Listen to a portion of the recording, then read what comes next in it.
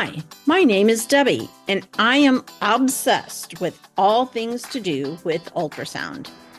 I'm an empty nester who has spent the last 28 years scanning in all different kinds of situations: clinics, hospitals, point of service, emergency departments, private offices, echovascular, general, high-risk OB, and want to dive down deep into all things to do with technology, techniques, and transformation.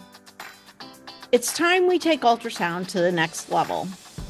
Think of this like your little power boost on your commute to all things ultrasound, along your way to the thing that we call work.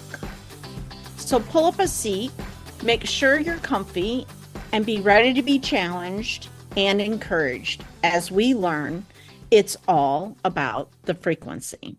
Juliet Cullins is a board-certified health and wellness coach specializing in helping women 50 and over thrive through holistic habit and the wisdom of Ayurveda. She is also a registered diagnostic medical sonographer with years of experience bridging Western and Eastern medicine. Juliet offers practical tips for balanced circadian rhythm, building strength, eating clean, and improving sleep. Whether you're looking to reset your habits or embrace vibrant health, this conversation will inspire and empower you. Her flagship program, Body Reset, introduces 10 transformative holistic habits and supports women in sustaining them through a comprehensive one-year journey.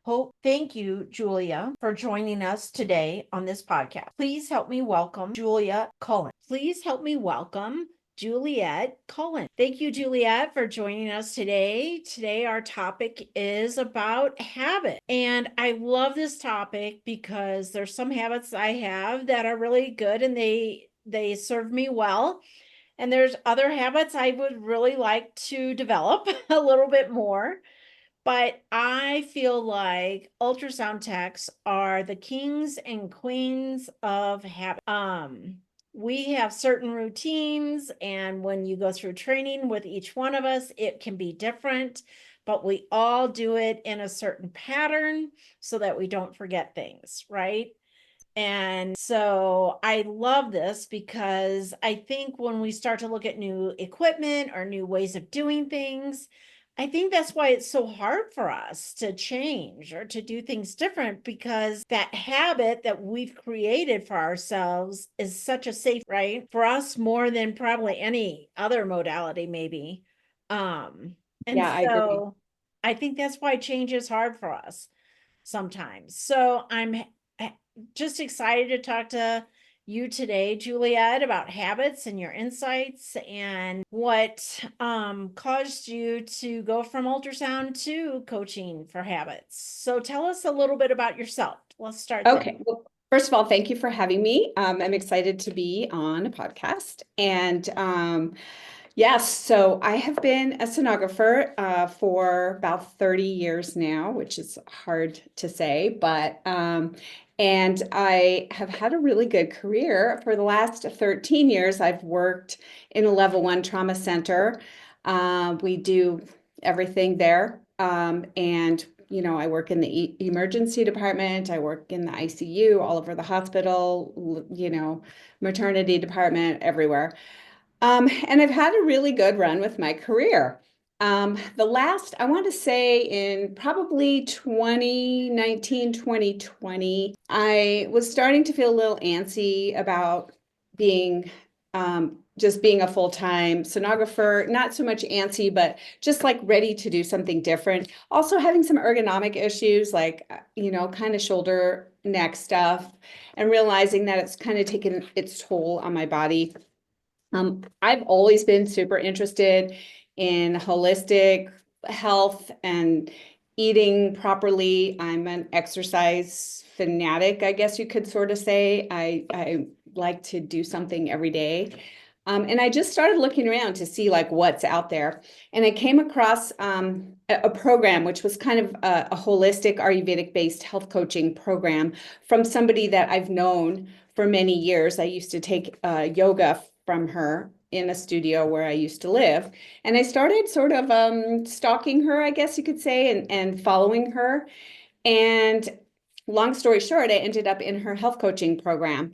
and loved it. Absolutely loved it, like sucked it up, and just got very immersed in her program. I actually became one of her mentors. I'm still a mentor, where I'm helping people out, and I am going to be running one of her marketing classes once a week starting next week. And I'm also doing my own thing where I have some health coaching on the side. I work for the hospital where I am a sonographer. I also am a health coach for them. So the interesting twist on that is that I am a health coach for caregivers, not for the patients, which is sorely needed. I think Yes. that caregivers are a neglected bunch of people who kind of suck it up and just do what we have to take care of our patients. And so Right. I think it's really cool that I get a chance to give back to caregivers. And they're not all clinical people that I work with, but they are people that are working in the healthcare world. And, they're stressed out bunch of people. So Yeah. that's Oh, kind of been wow. my Sorry. path. And so I Right. still have my foot in both, I'm a health coach, I'm a board certified health coach, and I'm also a certified sonographer. So I still am kind of doing both of those worlds. And it's interesting because sometimes when I'm scanning a patient, I'm health coaching them.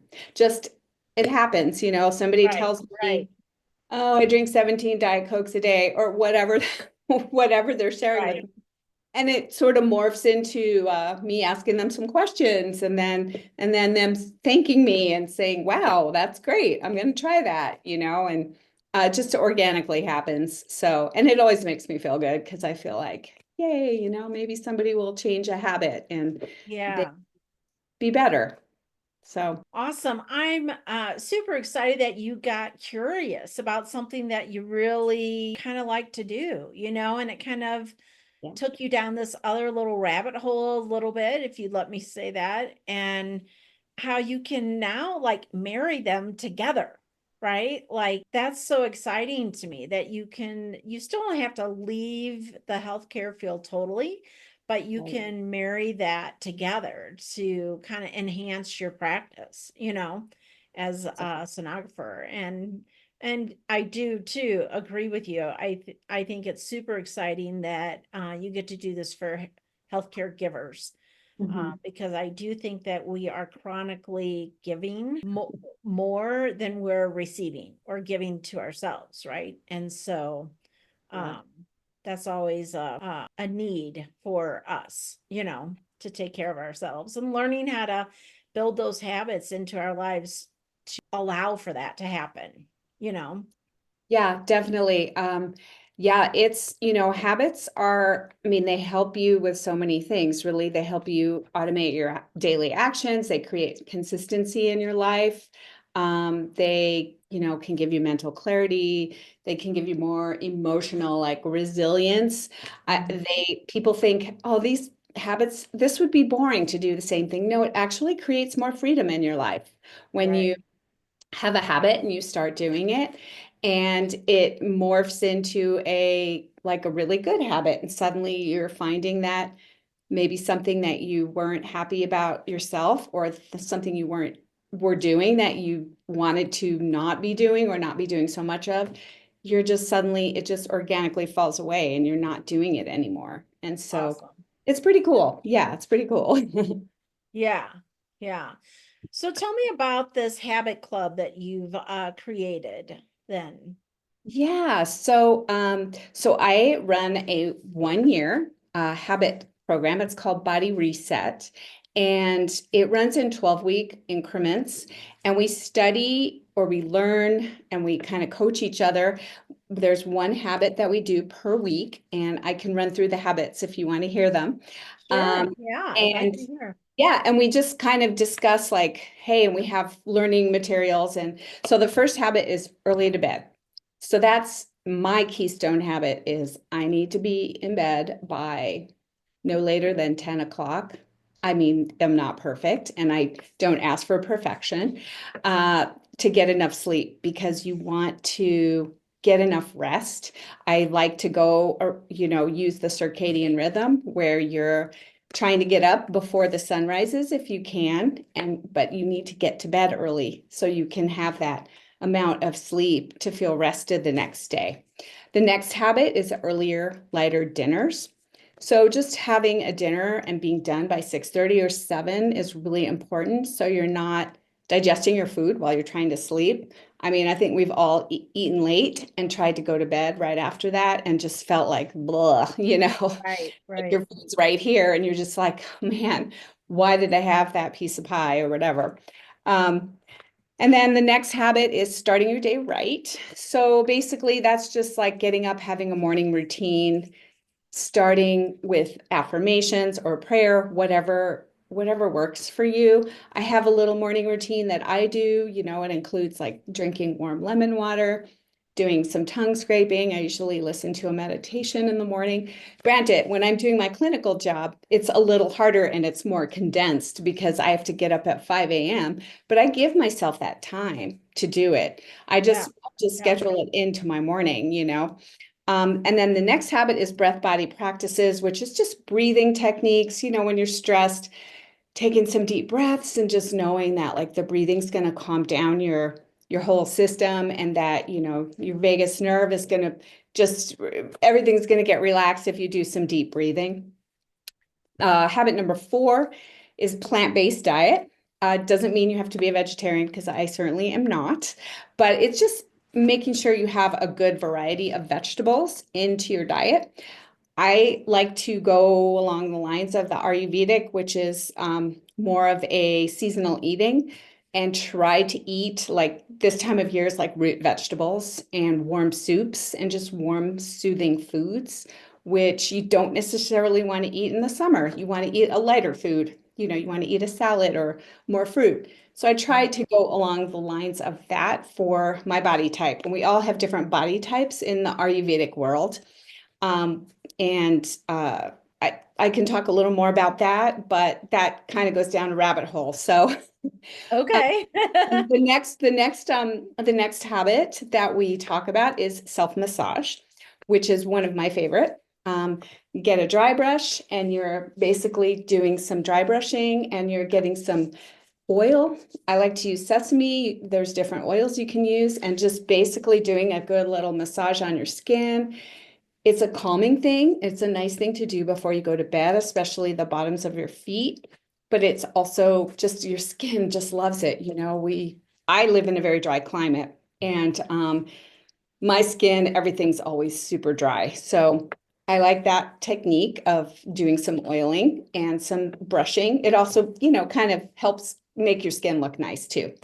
Right. The other, or let's see, number 7 is sitting in silence. And that one is an interesting one. That one I struggle with a little bit. But basically, you're just taking a moment to not be bombarded with your cell phone, your computer, watching something on a screen, and just maybe sitting outside and like watching the birds and taking the time to just be quiet with yourself and, kind of be with yourself. And then healthier eating guidelines. That is basically similar to plant-based diet. We're just trying to not eat processed foods and try to be mindful of what we eat when we eat. I'm a huge intermittent faster proponent. I feel like you should have an eating window and try not to snack if you can. I don't always, I'm not always perfect with that. And then the last two are number 9 is come to your senses. And that's just also another way of being with your environment and just letting things come to you and not worrying about what next in life, just basically going with the flow of what's around you. Last one is easeful living. That one a lot of people struggle with. Easeful living is something I think we all strive to be and to do in our lives, right? To just have like a life where there's not a lot of stress. And this world is a little bit stressful at times, sometimes it's more than others. And I think that is something that doing all these habits can lead to the easeful living, because you've got a routine, you're doing this thing every day. And while it sounds boring, it really creates a lot more freedom in your life, and people absolutely just can't say enough about doing these habits and doing them on a consistent basis. So those are the 10 habits that I Awesome. discussed. Yeah. And, we watch materials, we have reading materials, learning materials, videos. I tried not to be like the teacher. I really keep it as an open forum where we can just discuss the habit we're doing that week and talk about how it's working, how it's not. If there's issues, people need some support, we talk about that. And so it just turns into really cool conversations that we have every week. And they're Nice. usually really deep conversations. People share a lot of stuff. Yeah. So it's Why really a year long? Why did so you choose that time frame? I'm curious. yeah, so that's a really good question. So according to studies, it takes anywhere from, I think it's like 18 days to 265 days to create a habit.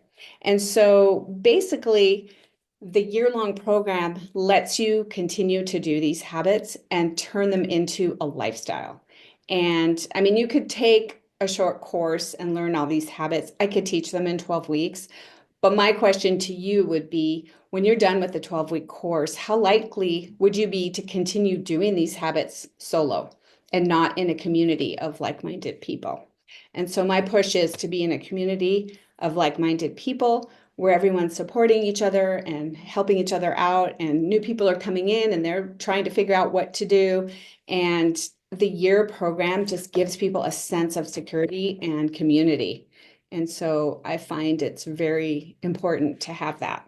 And is it an hour long or how long is it? Yes. It's So just 1 hour a week then. yeah, it's like 1 hour Zoom call. I do it virtually. My last group, the people that I worked with were both in different states. So it's nice. I mean, in a world of virtual stuff, right? It Right. it's so pro and con. Like it would be nice to be in person with people, but this way I can be with people that don't necessarily live where I live. And I also record all my calls. So people, if they can't make one, we've got a private group and they can access the recording and post comments or ask me if they have a comment. And so it works out really well. People, there are times where people are out of town for work or whatever, and they can just go back in and they can watch the call and feel like they're still caught up. So they're not Right. missing something. Right. So it works out. Yeah. So, do you have maybe an example of a habit routine that you might have or how to adjust with like vacation or, how Yeah. to kind of be able to be flexible enough with whatever that gets interrupted? Do you have Yeah. coping skills for that? Yeah, so yeah, I can use vacation. That's a great example. So I'll give you the example of me. I went on vacation probably a year and a half ago, and we went out of the country and we were gone for a few weeks. So I kind of prepped and thought, okay, how am I going to stay on my routines and do all my things? So I bought myself a travel yoga mat so I could it folded into like a square. So I was able to pack that away. I could take things like my tongue scraper with me. Certain things that certain oils, I was able to pack those with me. And so I was still able to, have my dry brush and my oils and just take things in small amounts. And sometimes you have to modify, and sometimes I did. Sometimes, I didn't have a chance to pull my yoga mat out that morning. So maybe I did it in the evening instead. And just my motto is shooting for a solid B minus. I feel like I Yeah, feel like trying to be perfect doing this is a setup to failure. right. Because I love like doing tiny steps. We have a saying, it's called Kaizen, which is small incremental steps. It's a Japanese word. And it's just doing things in small steps and then getting to where you need to be, but in small steps. And then habit stacking too, taking a habit, dialing it in, and then being like, okay, I got this, man, I got this. And then adding another habit in and stacking it onto that. Like when I brush my teeth, I will also floss or whatever, Right, stacking things right. on. And so by doing that, there's some great books out there. Atomic Habits is one of them by I James. love that book. I love Yeah, that it's a book. Yeah. great book. I love that book. It's like my little Bible. I'm always like opening it to little highlighted sections. So just turning habits into things that you can turn into easy things that you can do. I think there's an example of somebody who, I can't remember if it was in Atomic Habits or another book. They wanted to lose weight. And so they were working with a personal trainer and they couldn't quite get themselves to go to the gym. And so the personal trainer was like, just drive to the gym next week. Just drive there. Don't get out of your car. Just sit in your car. And made them do that for like a week and then go inside for 5 minutes. That's all I want you to do is 5 minutes. And it morphed into, as you probably can see the pattern there, it kind of morphed into like this person losing a ton of weight and, working out like 3 times a week or 4 times a week. And Right. just turning those little things into bigger things and stacking them onto other things can be super beneficial. And that's how I coach that's also how I coach the caregivers when they're, because a lot of them have common themes, stress, kids, trying to eat healthy. I just break it down into small, like what's a small thing you can do? That's pretty much the first thing I tell them is like, what's a small thing you can do that won't stress you out?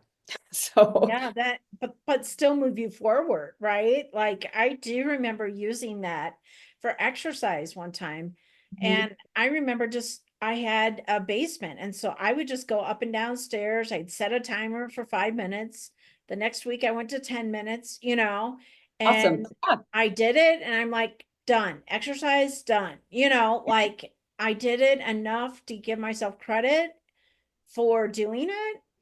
yeah, And then it just built, right? And then pretty soon I was exercising every day, or several yeah. times a week. So Exactly. Yeah, so that's exactly what I'm talking about is you're just basically doing the small thing and making it into a big thing. And it turns it into not really a habit anymore, it's just part of your lifestyle.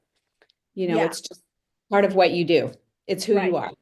And right. so I think the more you do it, i.e. the year program, and people get to the point where they're just, kind of it's dialed in and they feel really comfortable and confident. But let's say they go on vacation after maybe a few months and then they come back and they say, man, I was terrible. And Hmm. I mean, I just, I talk them off the ledge and we, we start over, you know, Right, life right. happens. People go on vacations, they have company, they stay up late. Sometimes you have a cocktail and it's too late at night or whatever. So life happens. Yeah. So do you have an example of how habits have changed your life or someone else's life or? I have both, but I want to talk about a member that was in my last club and it wasn't a huge thing, but it was very impactful for me because I didn't realize how much it had changed her life. So she, at the end of our session, we were talking about what worked for them, what they got out of it. And she sent me this amazing testimonial saying, like, dry brushing changed my life. So I reached out to her and I just said, hey, what? Tell me more. I want to hear Right. how did brushing change your life? And she basically said that it calmed her nervous system down and it helped her be calm the rest of the day by brushing her skin. And she said, maybe, I don't know, maybe I had like ADD or I'm not really sure, but it just calmed me down and it has changed my life. And so that was kind of mind blowing for me. Just when you think about something as simple as just brushing your skin with a dry brush and how it impacted somebody's life like so immensely. Yeah. So it was really cool. And that just made me feel like, wow, I am doing I'm meant to be doing this. It's affirming Right. to Right. to know that what my transition or my shift in career paths was something that I was meant to be doing. So that felt great. And honestly, like doing these habits have changed my life tremendously. I feel like I'm calmer. I feel like I have more energy. I have in the morning, I know I'm doing my morning routine, and I rarely deviate from it. And it just sets me up to start my day right. And Yeah. who doesn't want to start the day right? I mean, Yeah. you know, I drink a protein shake in the morning and I can sure tell, like I make it at night so that I don't have an excuse not to have it in the morning. yep. But, even if I'm planning to eat bad for the later, I still have the protein shake, It starts your day because right. At I least don't you're, eat as much bad when I have that, right? yeah, So I don't know. There's a lot to it, that's for sure.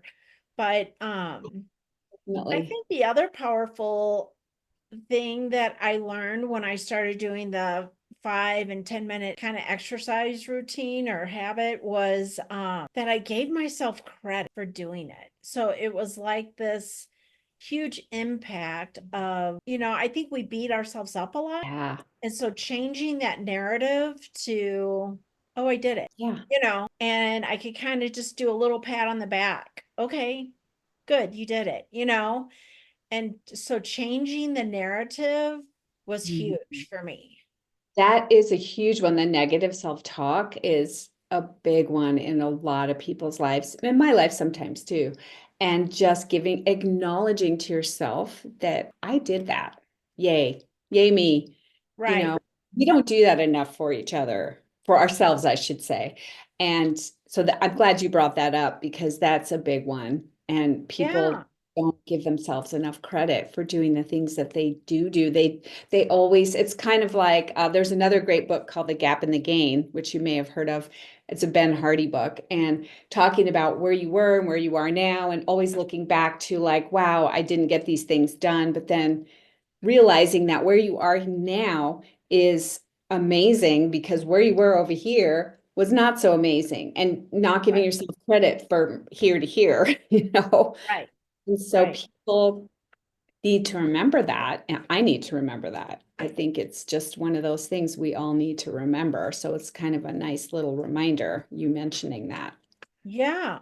Yeah. Because I think the negative is such a running program Totally. that Yep. goes on that I don't even recognize it anymore. Yep. I don't even know I'm doing it until I started changing that narrative. And I'm like, wow, I must have really beaten said a lot of harsh things to myself about that and beat myself up quite a bit. So, yeah, Yeah. I think a lot of people do that. And it's true that negative tape that runs through your head.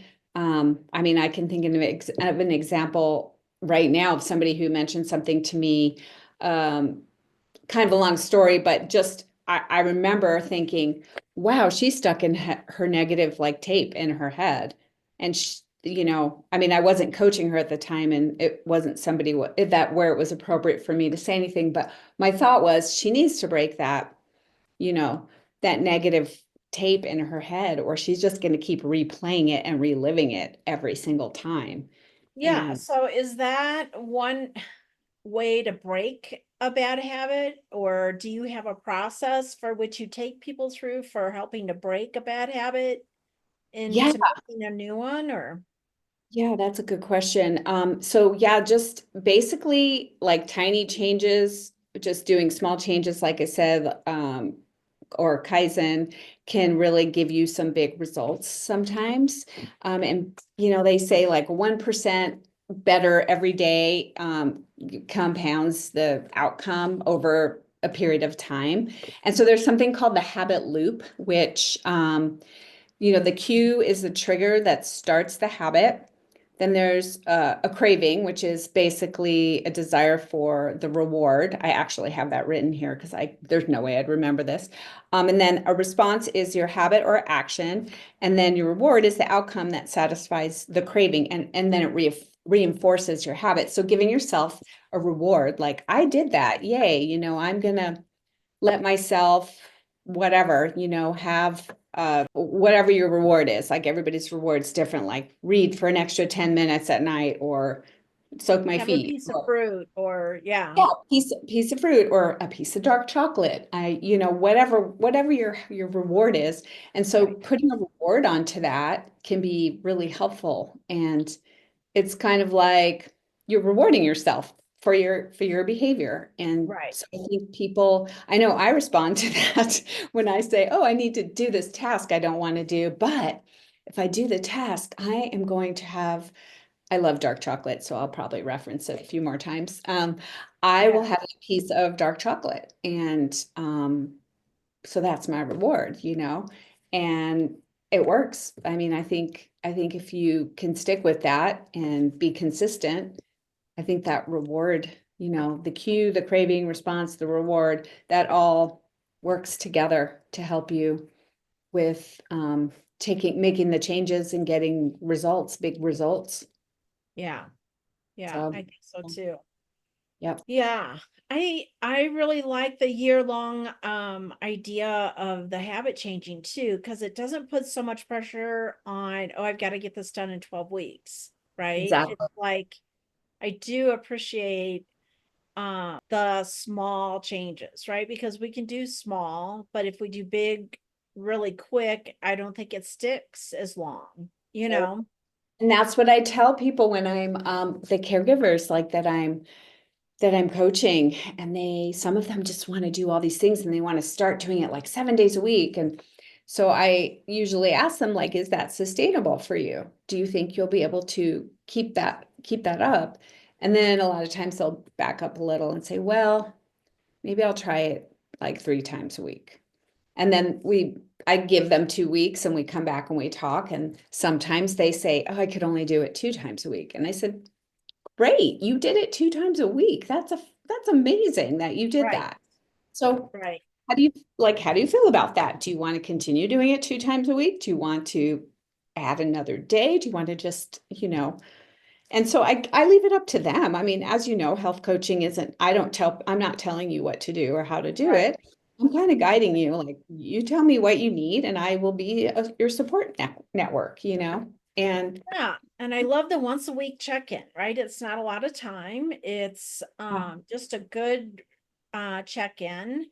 yeah, It's also a good way of saying, "Oh, I'm not alone. Other people are struggling with the same thing," yeah, right? And it's a good way to reset and look at the future week to say, "Okay, what might be my obstacles? How can I plan for that and work around it, right? Different things such as that. And so, it's really a great way to build another kind of community in your life. I am a yes, big advocate for having friends at work and friends at in the community and friends in maybe a church or friends in, at your yeah. kid's school or you Right. know I think having friends in a lot of different venues or areas of your life is super impactful. I agree. I Or think diversity is really key when it comes to people that are, you know, in different walks of life, and you get something from everybody. You don't have to get everything from one person or one group necessarily. absolutely. My hospital worker friends are different than my holistic Ayurvedic people. They Right, do things totally differently. And right, I don't judge them for it. That's just what they both do. right, I right, discuss it sometimes, with people and say, that's interesting. Like, they don't do this thing, but these people do this thing. And right. yeah, it's interesting. Like, it's a personal choice. Everybody needs to make their own personal choice for how they feel about Yeah, but there's a way to marry it together too, like you've done with ultrasound and it.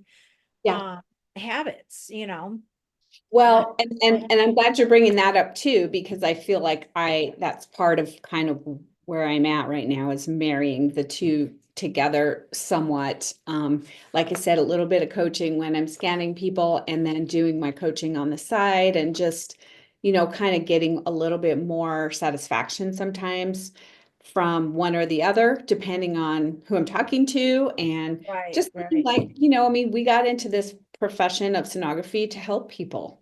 right, And right. so I just feel like I'm helping people on another level. And sometimes it's more fulfilling because it's not always as fulfilling in the Western medical world, as Right, you know. right, There's a lot of dysfunction there. And right, so Right. Trading, you know, Right. and I, Absolutely. yeah, so I just have to kind of go with the flow there and just say, okay, that's my Western medical. That's the way those people think. And, I can get what I need from my other group of people. Right. So, yeah, it's kind of a good meld of Eastern and Western medicine, really. Yeah. Yeah. Oh, yeah. Which is always so fun to study, right? The differences and the similarities of and how Oh, they can work together sometimes. yeah. They And complement that's each other, really. I mean, they complement, right? They complement, and yeah, I I think everybody gets to choose their formula, for lack of a better word, right? yeah. I'll take this from Western and this from habits and this from, And I think that's a beautiful thing because pulling from different areas is everybody's different. Everybody needs different things. Everybody has different body constitution and a different mental state. And so I think you have to pull from where it serves you best. So, yeah, and not only are we different, but I think our body, we change, right? And so what worked for me when I was 35 isn't working for me now at 55, right? yeah. And Yep. so I have to change. I can't do the same extra. I can't run 13 miles a month, or a week or whatever, Yeah. like I used to. Yeah. I As have we to. age, it does change. It's definitely things Yeah. change. So I think sometimes changing with the decades of our lives. Yes, I agree with that too. I think changing with the decades of our lives and knowing that it's just where you are now and they're, trying not to do the comparison thing of like you said, when I was 20, I did Right, step aerobics like 50 times a day or whatever, right, right. and like I could eat anything I wanted. now I have to be more mindful about what I eat and how much I exercise. And so yeah, I mean, but that's also life. You have to figure that stuff out and Right, right. you have to experiment, like, always be experimenting is one Yeah, of the things I like to say is when I talk to my people about changing a habit, it's just like, just experiment. If it doesn't work, who cares? Try something different. right, It's not set in stone. You don't have right, to stick to this thing. And if it doesn't work, well, you just have to suck it up and keep doing it. No, you right. don't. You can change Well, it it. worked for them. Okay, well, it worked for Yeah. them. Or it And worked for me 10 years ago. Well, you're different now. Your body's yeah, different. Everything, right. life is different. So, yeah, so people have to remember that and give themselves grace too. I always tell people, like, give yourself some Mm, grace. Like, you are doing so many things, people that are busy moms or whatever. I work mostly with women and I do, while my caregivers are all ages, my focus is on women like 50 plus, just mm, going through menopausal stuff, premenopausal, and just all the things that we struggle with, right, when we're of that age where maybe we've raised a family and now it's time to focus ourselves on us because we've right, put all our energy into our children, which is I wouldn't change it for the world. But I right, think people don't, they step back and they go, wow, I can't sleep and I, don't like the way I look and I'm not exercising and all these things. I feel stressed all the time. My kids are gone, but I don't know how, like, I don't know what to do. And that's where right. Habits Club, I think, is really beneficial for people is to be in a group of other people that are in their same shoes and, all kind of cheering each other on, like, yeah, let's do this together. Why do you have to do it solo? I mean, Yeah, being in community is so, so important. And I'm still in a community of people. Like I said, I'm still a mentor. And so, I mean, it's so amazing to be in this group of people. And these people are from all over the world. So I am just, it's just so mind-blowing to be with some of these people are Ayurvedic practitioners. There's doctors in this group and nurses and yoga people of all walks of life, and everybody brings something to the plate. And so I think right. that's what's so amazing about having a community of like-minded people is you're like-minded, but you're all different. So everyone's bringing Yes, something different, and yes, that's why it works. yes. So. Yes. Yeah, I agree. I think it takes, let's see, I was a single parent with 3 kids and they said, Deb, it takes a village to raise kids, I've and I'm heard that so one. grateful for their teachers and, other people in our lives at the time who could kind of speak into their lives at the same time. Yeah. And so I think that's true for me even now that I don't have kids under my feet, right? Or trying to help them grow up or whatever. They're all adults and on their own. And Yeah. it still kind of takes a village for me to figure out my health at this age Right. and how it needs to be different and how I need this supplement or that supplement or, different things Yeah. such as that. So Yes, I agree with all of that. I think just becoming a little bit more mindful about taking care of ourselves and knowing that, hey, we're aging and we are not 20 anymore. And so, like, we really need to take care of ourselves and we need to have strong bones. Like I talk about, I'm a really big advocate of weight training when you're right, any right, age, but especially when you're peri and postmenopausal, right. osteoporosis is no joke, No, I it's was in the not. Yeah. grocery store the other day, and so I just embarked on a new adventure of taking CrossFit, which has been really interesting because I've done a lot of stuff with that. I've never done that, and I'm loving it. But I was having a conversation with the owner, and he was saying that somebody had said to him, well, after 50, nobody should do CrossFit because you'll get injured, which is completely wrong because I've never been so coached in my life. Like those coaches are on me if I'm lifting something wrong. They're like, no, put it down. Let's start over. So anyway, so we were kind of sort of laughing a little bit about that. And I went to the grocery store later that day and I was in line behind a woman who was, I don't know how old she was. Maybe she was in her late 60s and she dropped her credit card and she couldn't bend down to pick it up. And she was like, oh, I don't, she was like trying. And so I scooped down and grabbed it for her and I go, oh, there you go, And she's like, I just, my knees aren't working. And I said, oh yeah, we all have those days. But it was just like, wow, that was serendipitous that happened, that Yeah. conversation and that actual thing happened. And that just reinforced what, like you got to stay active, you got to keep your bones strong, you got to eat well, you got to take care of yourself. And Yeah. that's Yeah. really Because nobody's going to do that for you. is. And, I don't know. Luckily I was behind her. I don't know how if she would have been able to pick up her credit card. Honestly, she really couldn't do it. And um, so so yeah, it makes me feel like I'm on the right path with everything I'm doing at this Yeah. point. Yeah. Yeah. Yeah. Well, thank you so much for sharing your expertise in this area and your Yeah. future endeavor, I should say, I guess. Oh, And thank you. It's been great. thanks for giving back to our community too.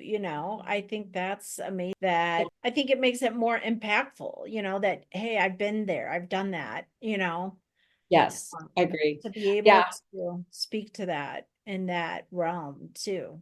Yeah, it feels good. I mean, I do like to give back. And so it feels good to be able to share my, wisdom and my experience and kind of meld, like I said, meld the two worlds together and be Yeah, able your to, strength and your hope. yeah, for sure. So I think And our world needs a lot more of that.